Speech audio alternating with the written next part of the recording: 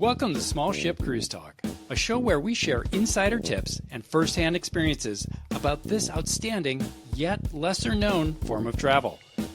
We are passionate about sharing our knowledge about river cruises, expedition, yacht, and barge cruises, so you are informed when it comes to choosing your own vacation experiences. We're your co-hosts, Dan and Mikkel, and we are your cruise experts and the co-founders of Sometimes Sailing, a website that focuses on small ship cruising. I wanted to pop in before our episode starts to let you know that after Dan and I recorded this episode, it was so jam-packed with valuable insights for you. It was around an hour, so we decided to cut it down a little bit and make it even more maximized for value for you and split it into 2 episodes. So this is part 1, but the good news is you can dive into part 2 right after this because both were released on the same day and are live for your enjoyment and for your trip planning. And I'm going to say that this is a bucket list trip. If you have ever dreamed of seeing the tulips in springtime in the Netherlands, don't delay your adventure. So what are we talking about in part 1 and part 2? In this episode, part 1, we are diving into the Tulip Time cruises, one of the most vibrant experiences in Europe. And we're going to share why Amsterdam is the ideal starting point. Where is it in relation to the airport or where even to fly into to get there? The best time to see the peak blooms exactly when during spring and where to actually see them beyond the city. Spoiler alert, they're not actually in the city center, so you're going to want to listen to that. And we're also going to give you tips for navigating Amsterdam and the surrounding cities and making the most of your time on and off the river cruise ship. In part 2, we are going to cover must-see topics like Keukenhof. And I will say we deep dive into this because holy cow, did Keukenhof blow us away? We were not expecting that. So we're going to tell you all about our firsthand experience. And we have been there multiple times. And talk about the charming ports from Bruges to Ghent and even places like Delft, that was a personal favorite, and how you can plan ahead for this popular cruise season. We're also going to touch on the flower parade and tell you what it is and when it is, and if you should even plan to go and how you would plan to go, and what's typically included in this kind of cruise and starting prices, and also what to be aware of when you are looking for a cruise that fits your lifestyle. We're also going to talk about some packing tips and planning for the unexpected and tell you why that is. And we're also going to let you know the kinds of souvenirs that you can bring home. So let's get into it. Here is part 1. And don't forget to go into part 2 right after this, which is live right now. Welcome back. It's episode 7. And we are talking tulips. This is one of my favorite topics, tulip season in Europe and river cruises. Nearly every river cruise line has an itinerary that goes to the Netherlands and Belgium during spring season because it's so popular to see the world famous tulips. So in our 7th episode, lucky number 7, we are discussing all things spring and beautiful blossoms. But I want to start with a 5-star review. We are so grateful for the reviews we have gotten. And this 5-star review is from Jess Reviews All the Things. Jess says, fun and informative. I've never been on a cruise in my life and have always questioned if it's a style of travel I would enjoy. But this show has introduced me to options I never would have known about that sound much more appealing to me than big mainstream cruises. Dan and Mikkel's enthusiasm for cruising is palpable, and it makes me excited to explore small ship cruising in my future travels. Thank you again for your review, Jess. We are so grateful for it. And if you are listening and haven't reviewed the podcast, but you've been enjoying it, we encourage you to post a review and we will read it on the air. And as always, we are appreciative of your feedback as well. Let's talk about the vibrancy of spring. As we are recording this, it is April and we have tulips on our minds. Now, we live in Florida. We moved to Florida last year, and tulips are not a thing here really, unless you're at some garden that specializes in growing them, because tulips need a freezing over the winter in order to grow and kind of renew them afresh for the year ahead. So we would be extra grateful to be going on a tulips cruise in the future as we have in the past, because we miss those kind of blossoms that we saw in North Carolina, or, Dan and I both grew up in New York, and it was such a nice thing to see those signs of spring come up, first with daffodils and then with tulips. So these river cruises are so popular that on the river cruise websites, you'll often see its own category for tulip cruises, much like you will for Christmas markets cruises. Even though both take place in Europe, you'll see its own category, so you can click on it and be taken to these popular cruise itineraries. Now, most of them start and end in Amsterdam. Amsterdam's a great city, and if you've never been to Europe, it's an easy city to feel comfortable and get acclimated to, and there's plenty of tourists there, that's for sure. It's also a really easy city, to your point, to get to. Schiphol Airport in Amsterdam is a huge airport and a major hub for European travel. And I also want to piggyback on you saying that it's like a great city to go to if you maybe have never been to Europe, or you're going back and maybe you're a little concerned about the language barrier. I don't think we've ever encountered a person in the Netherlands that doesn't speak English. Plenty of people speak English, and very warm and welcoming. Yeah, that's true. Easy city for walking too. They have public transportation and it's great, but it's also a pretty easy to navigate and just walk around. And you're going to want to walk around, but watch out for the bikes.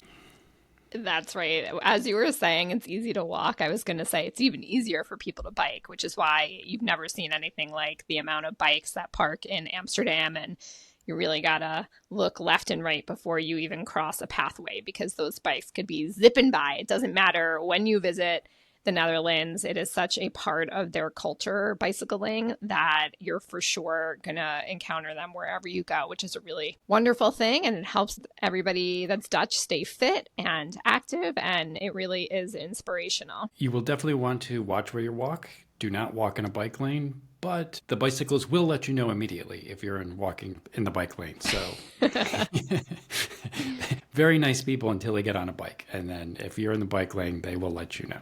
Yeah, the little bring, bring, bring move. That was my bicycle charm. What are they called? Bicycle bell. Bicycle bell impersonation, I guess you could say. So Amsterdam is a wonderful, wonderful city. And a little later on, we're going to get into whether or not you should extend your trip pre and post cruise and the options there. But to touch on it, I can say that the canal tours are great there. There's historical walking tours. The local food scene is really interesting.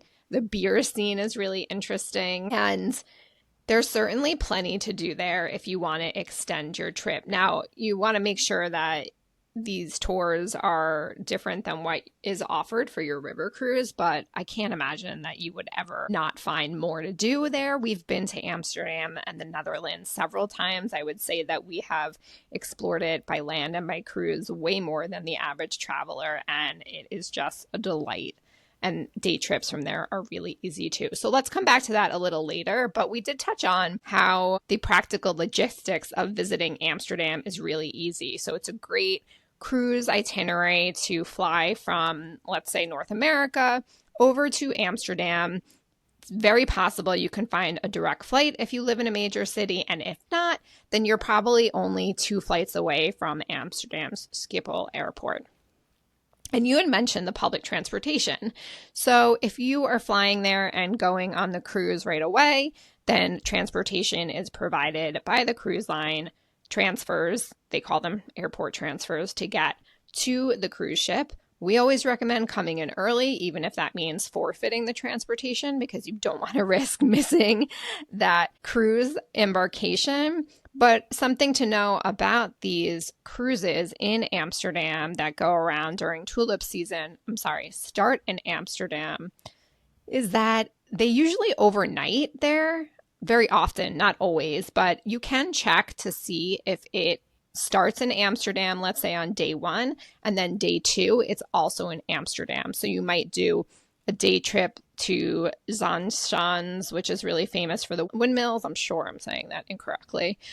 Dutch is not an easy language, but you can see if it overnights is my point. So if for some reason you can't come in until the day of, or you don't want to because you want to use those cruise transfers to get to the ship, then you kind of have less fear of missing the ships should something happen. And because these itineraries are generally, 99% of the time in April, I mean, your parents are in Buffalo and it snows in April, so you just never know. It could be a weather delay that is preventing you from getting there on time. So something to keep in mind if this is important to you is if you don't want to come in early, those itineraries might overnight the first night, so you have less stress about getting there on time, because if you get there the next day, and not that we want you to miss your cruise, first day or any part of it, but if you get there the next day, it's very likely you can very easily meet up with the itinerary. But know that getting to Amsterdam from Schiphol Airport is so easy. You just hop on the train and it takes you right to the city center, to Amsterdam Central Station, which is pretty much walkable from all of the major hotels there. And if not, you can just hop in a taxi or, a ride share and very easily get there.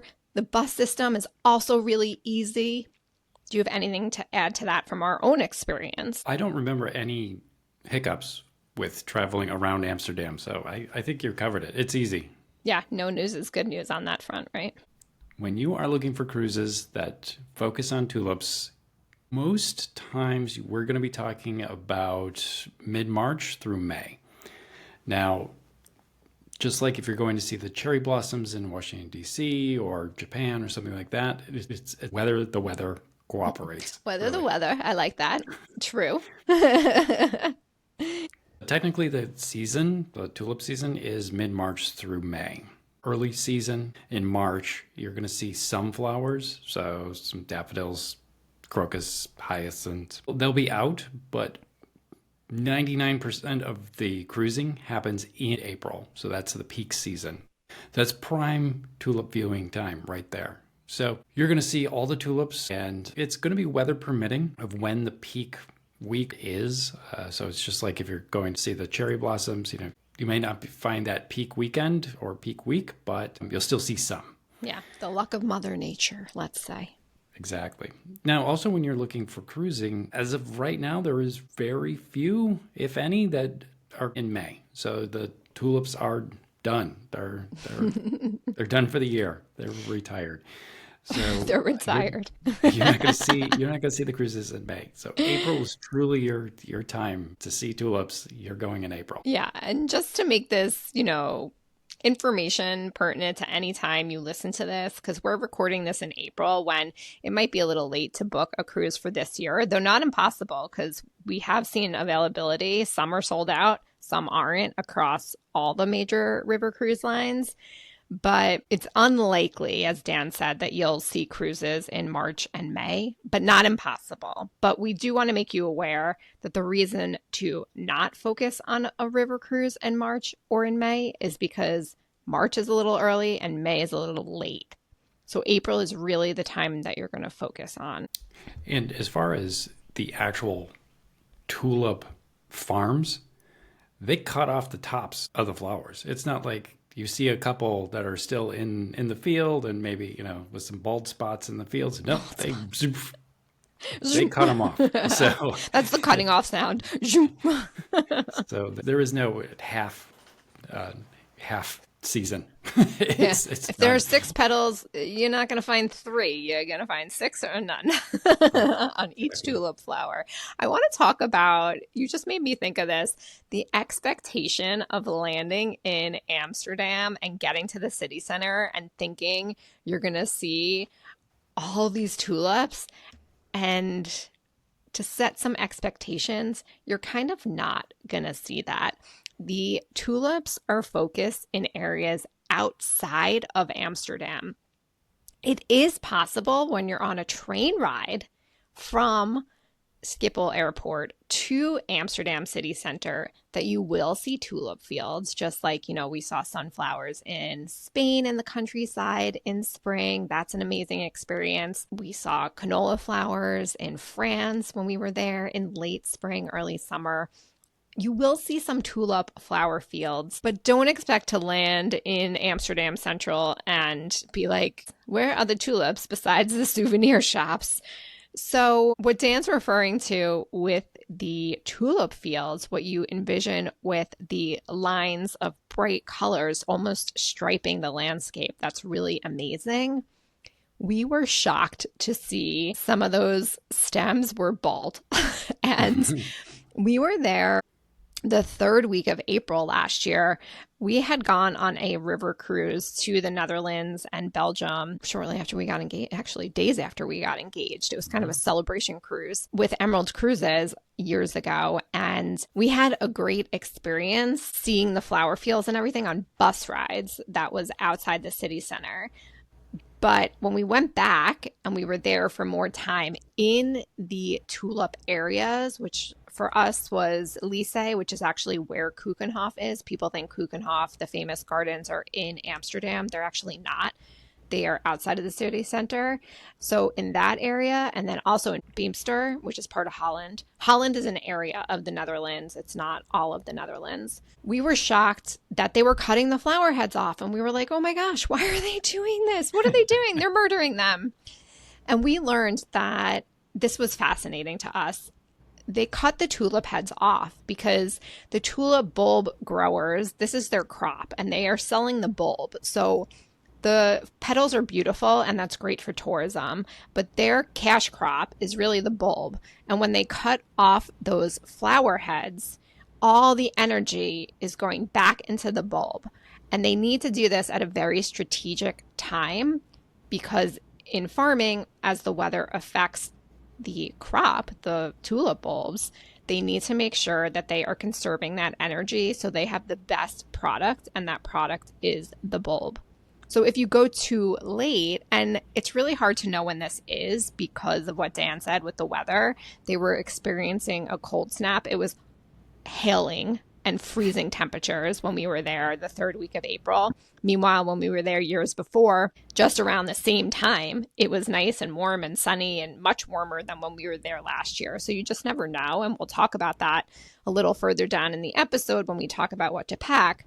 But don't be surprised if you go too late. So like maybe the last week of April could even be too late. So you really want to focus on kind of like the belly of April. So the second and third week is our recommendation. Yeah. Well, one last thing to think about is that these are crops. So you're going to find the bulk of tulips on farms. Right. So when you do come into Amsterdam or any other city center, just like you wouldn't find corn growing in New York City, you're not going to find the tulips growing. Sure, there's planters and some gardens and things like that, but it's not that mass amount that you're envisioning that you want for Instagram.